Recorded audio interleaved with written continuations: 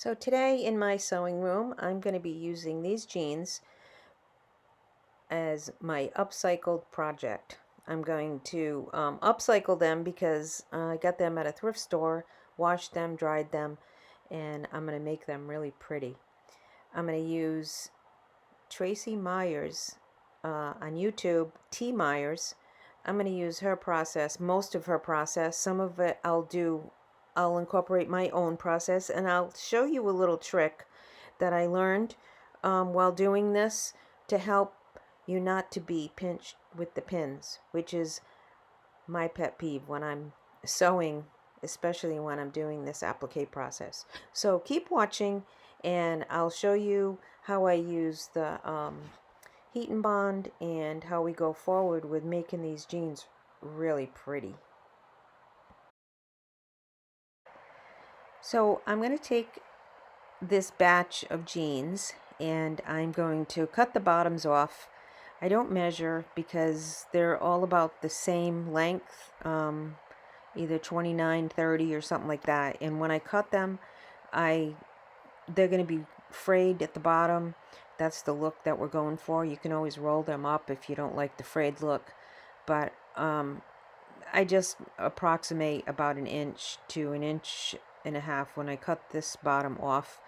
And I'm going to do a batch of them, so I'm going to cut a whole pile of them, and that way when I wash them in the washing machine, I feel like I'm being more economical with my soap and with my water and drying them. So I'm batching a thing of jeans, and that's what I'm starting off with, just cutting. And I also take the scissors and I cut in a few areas on the jeans, like up by the pockets. I make little cuts just so that way when it washes it will fray a little bit up there. Along the belt line I do too. So that's my first step.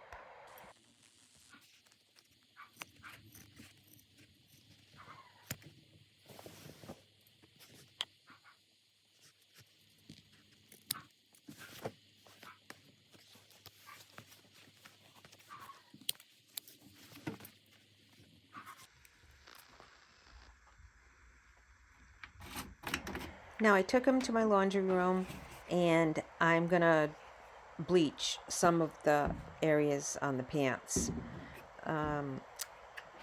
No, I didn't use gloves because I wanted my fingernails. I had been, the more I work with the denim and the more that I work with different fabrics, sometimes my fingernails don't look clean, and I don't like that on the video. So I said to myself, you know what, I'm not even going to use gloves when I do this because the bleach is going to wash my fingernails for me. And so I didn't use gloves, and normally I probably would have. If I was cleaning, I would, but I'm just like putting it everywhere, and I actually open up the pants and I put them in all the other areas of the pants that I feel like need to be extra clean, because when you're buying used things, sometimes you think they got to be really clean in certain areas. That's how I kind of think. I think being a nurse makes me think like that.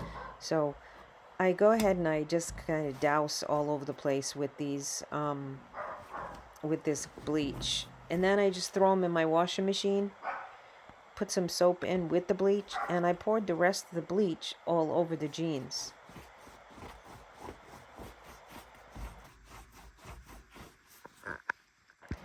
Okay, so while those are washing and then I'll get them dried, I'll take you on a little tour of the fabrics that I've seen today. I loved that fabric. It was way too thin. This one too, I was thinking would be a nice peekaboo fabric, but again, really too thin and flimsy. And this is the problem that I kept running into. I was really loving the fabrics. Now this fabric, I'm not even going for the fabric. I'm buying this for the buttons. I paid, it was, what is it, $8.79, but I had 30% off. The funny thing is, I thought I was getting 50% off. I had it in my head I was getting 50, but I only got 30. I bought this shirt just for the daisies alone. I have a granddaughter named Daisy. And it was only $6.49, so I ended up paying $4 something for it. But I thought that was reasonable for the daisies. And who knows, I might use the navy somewhere. It was just fun. For the fabrics that don't have enough sturdiness to hold up to being an applique, I'm going to use HeatnBond Light. Okay, it's Lite. Okay, so what we have to do for that is you can cut them out like I've done here. You place them on the glue side, which is the non-paper side. There's a paper side and there's a glue side. So place all of your pieces that you can cut out or leave whole onto the glue side of the paper, and then take them over to your ironing board. So I've got all my pieces all cut out, and now I'm going to put the HeatnBond on the back of the flimsy ones. I'm going to turn my steam off, and I'm going to use the tea towel or cotton cloth to cover it so that the glue doesn't get all over my ironing board and all over my iron. And the glue side is up and the wrong side of the fabric is sticking to the glue side. The paper is facing the ironing board.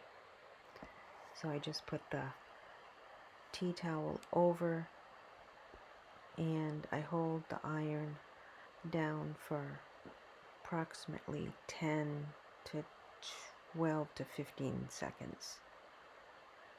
And I just press and lift and press. And then I check it to make sure that the glue has adhered. If not, I just give it another press.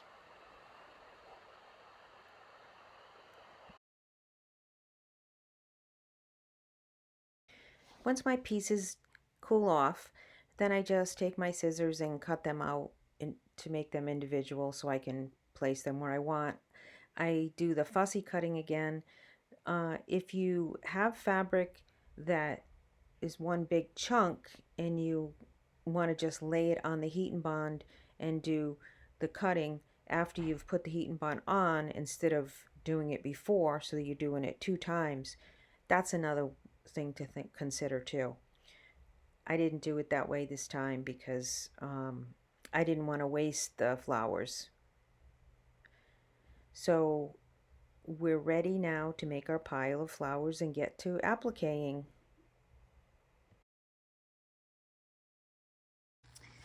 Just a little quick reminder, when you're taking your HeatnBond paper that you just heat and bonded it, and you got to take the paper off. I'm sure if you've used this you know already, but just in case it's your first time, make sure you take the paper off.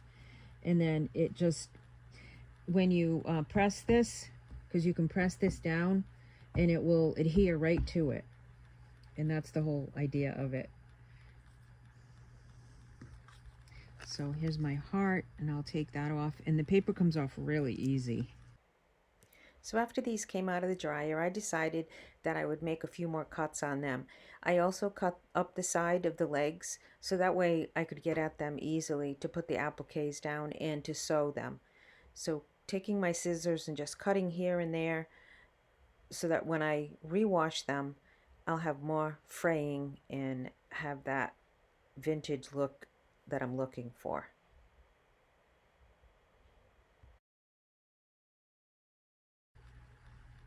Now, if this one's going to be like that,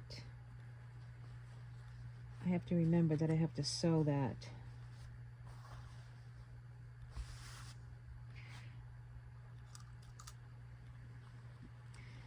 Someday I'm going to have a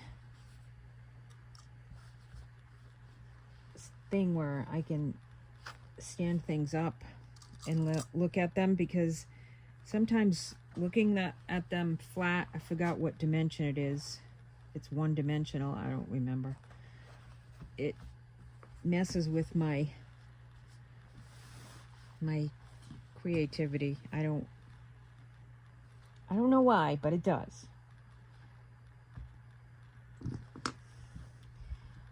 I'm not sure where my bunnies are going to go, but they're already getting in on the deal. I'll just place these all over the place. Now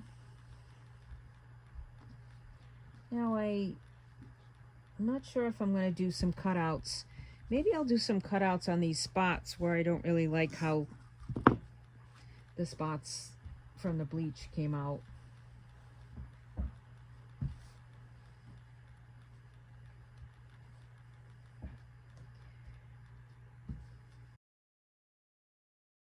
But as you can see here, you have to just keep picking them up and putting them down and placing them wherever you want them to go. And so I don't want to make this too tedious for you. I end up placing them and then pinning them, and then I found out a better way to deal with this process. So let me tell you how that goes. I'm going to use this. This is something that I use when I'm doing my journals, when I'm making covers for my journals and gluing different things. It's Fabri-Tac. I usually wear gloves because it makes my fingers peel, but I don't have any gloves down here, and I'm not going upstairs because I'm on a roll. If I go back upstairs, I get distracted so quickly. So in order to avoid these pins, I'm going to try this and see how this works. Just going to do a little bit of glue, and I'm just doing do it very thin. So you have to test it with your fabric to see if sometimes it seeps through. Obviously we don't want that. So in my experience, when I thin it out like that, then it usually is okay. But if you do big globs, then you're going to be in trouble. So spread it out. Try it on an inconspicuous spot, as they always say to do. In this way, when I go to sew, I don't have to take my entourage of pins with me, and I'm not going to get poked by those pins because they always get me. And I am trying my best to stay away from being pinched by the pins.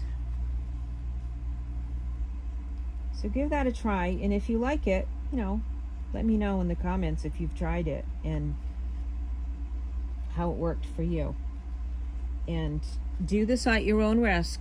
Don't ruin your things with some fabrics don't like this glue. But these fabrics seem to be fine, and you have to try it on your own and see how it works. There, now I can take this over to my machine without all of those pins on it. So I'm going to do that to the other side.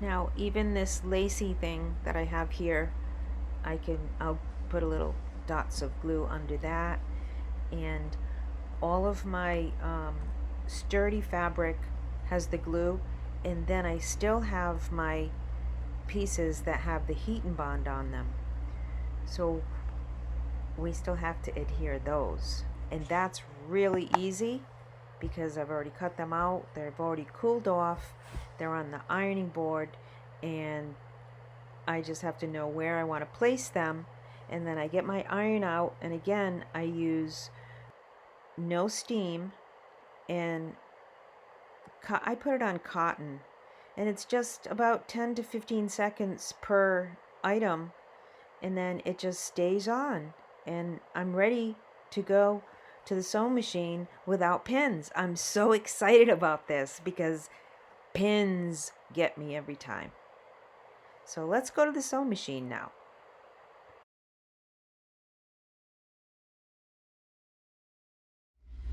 Okay, I'm going to do a zigzag stitch on this. And I'm using green thread because this is for me and I don't mind. I like green thread. So why not use what you like, right?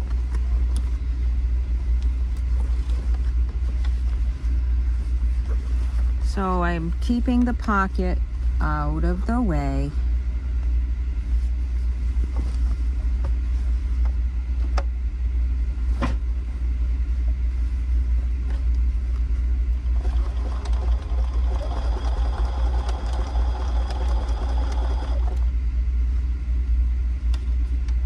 And when I turn the corner, I always do the needle down. And this is what you have to do when you're doing this. You have to squish them in and out of your machine and keep them flat.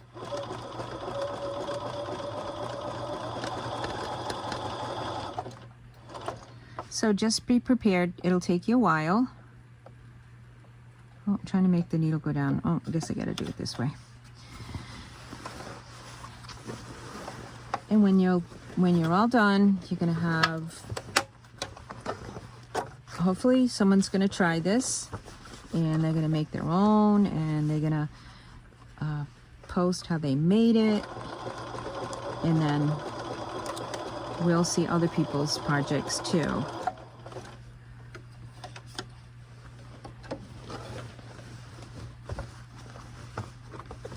It's exciting to do something and then have somebody else do what you're doing because they were inspired by you.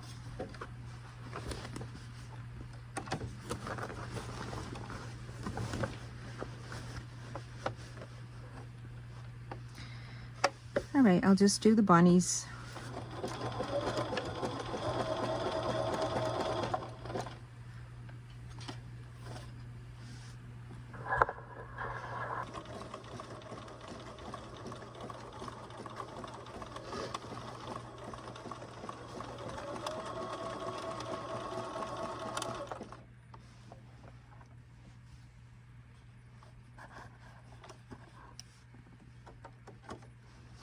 Sometimes when I get into a tight corner like that, I use my reverse stitch and it makes it easier instead of turning the whole project around.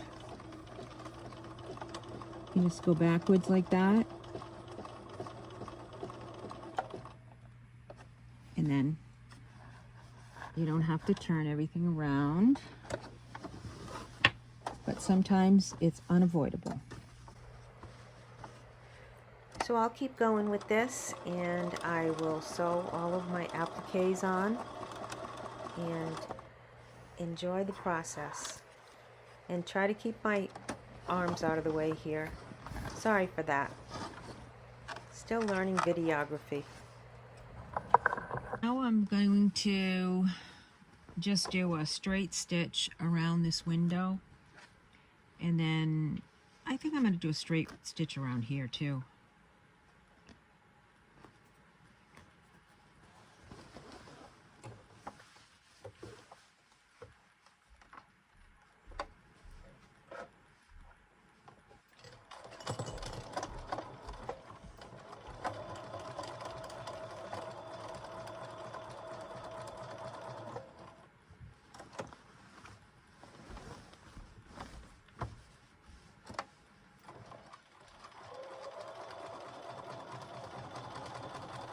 I'm just going to reverse here a few times just because I like that look of just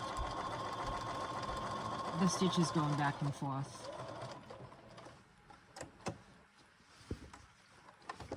I do that a lot in my journals too.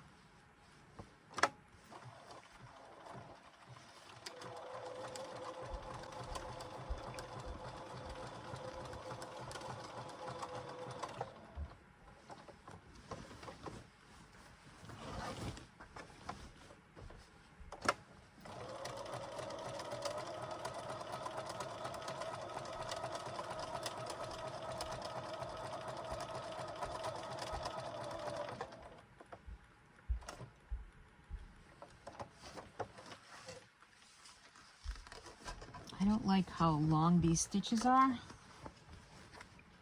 So I'm going to go over that again, and I'm going to shorten the stitches to 2 something.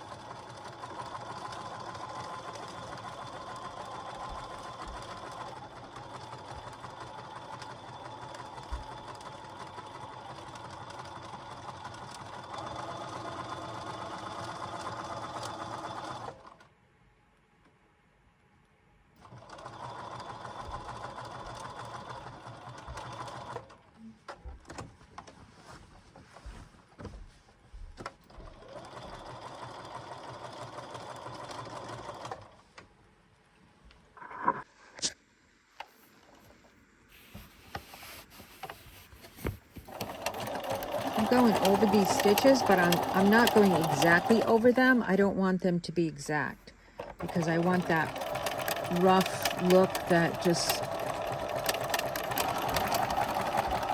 looks like I'm going out of the lines, because I want it to look out of the lines. That's what I'm looking for.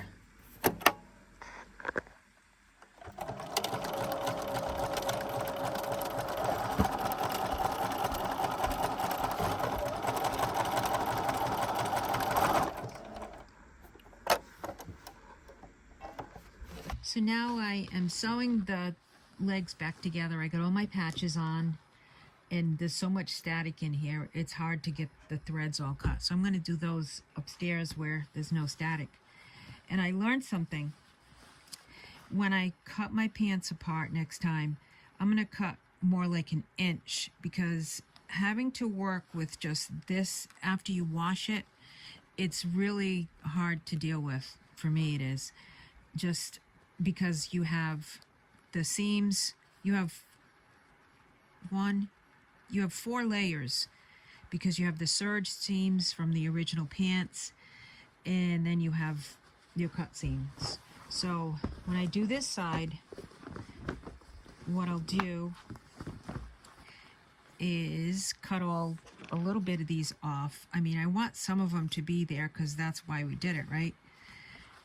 But this, I have to cut the belt loop off because it's right in my way. So I'm going to get that out of the way.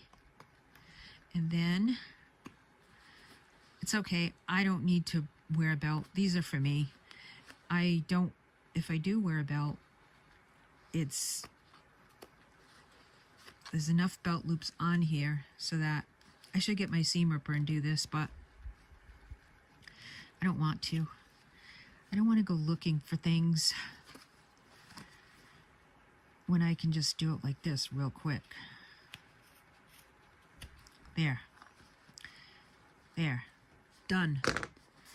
Now, I'm going to trim up a little bit of these. Just a little, because they're going to get in my way. I'm going to also show you that I took some scissors and I just took some curvy cuts, because I don't want it to be just all straight across. I saw some jeans when I was shopping today that had that curvy cut to it, and I liked it.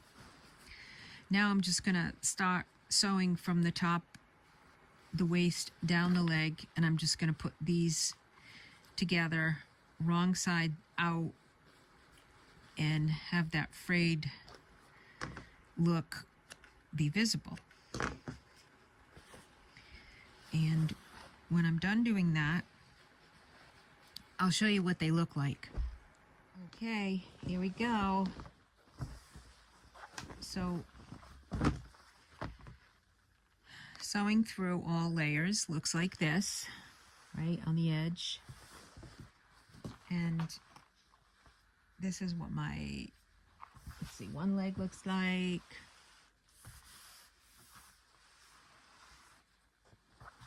This is what the other side looks like. I'm trying to figure out a way to do better camera shots, but haven't figured it out yet. So this is what I'm doing for now. So that's the other leg, and then the back looks like this. So cute little bunnies and daisies, because there's a special daisy in my life. And just remember, if you're gonna put anything up here, you gotta go over the pockets, and if you're gonna keep the pocket, that is. And some pants, actually, a lot of them, they take the pockets and they cut them out. I think I'm gonna do that because I saw that, and I'm going to do it. Saw that when I was looking for clothes similar to this online.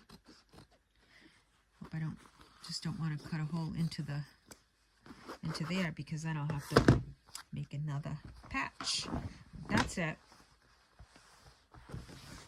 And I think they came out pretty good. And I like the legs. And I cut a little curve, so when I wash that, that's gonna come down. I might even cut in a little bit more. See? Just like that. So you don't have to be really perfect with how you're cutting them. Just whatever you want to do. So that's it. Cut off some of the fraying, leave some of the fraying, and I'll cut these, like I said, I'll cut the rest of these threads upstairs where the static is not so annoying